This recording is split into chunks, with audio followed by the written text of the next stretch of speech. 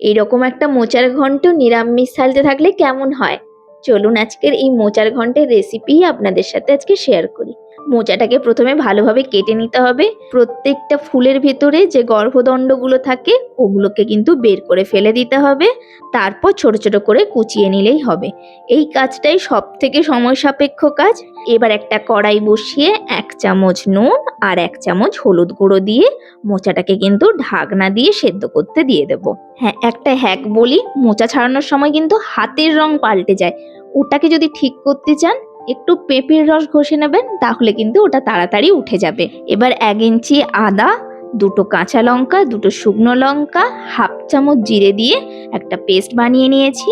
এদিকে কড়াইতে সর্ষের তেল গরম করে দিলাম গোটা জিরে, শুকনো লঙ্কা আর একটা তেজপাতাকে চিড়ে। ফোড়নটা ভাজা হলে 2টো মিডিয়াম সাইজের আলুকে নুন হলুদে দিয়ে ওর সাথেই ভাজতে শুরু করলাম। ঢাকা দিয়ে দিয়ে ভাজবো যাতে আলুটা মোটামুটি এখনই সেদ্ধ হয়ে যায়। এবার একটা টমেটোকে ছোট করে কুচি করে দিয়ে দিয়েছি। কিছুক্ষণ ভাজার পর ওই যে বেটে রাখা মশলাটা ছিল ওটাকে দিয়েও আলুর সাথে কিছুক্ষণ ভেজে নেব।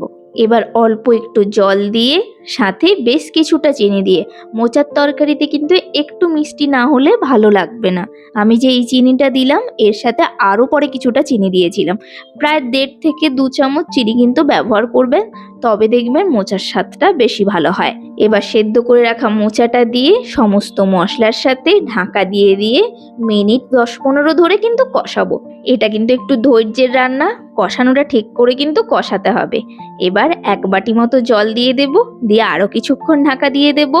আর খুন্তি দিয়ে আলুগুলোকে কিন্তু একটু স্ম্যাশ করে দেব। 1 চামচ গোটা গরম মশলা আর 1 চামচ ঘি দিয়ে আরও কিছুক্ষণ রান্না করব, যতক্ষণ না সম্পূর্ণ জলটা শুকিয়ে যায়।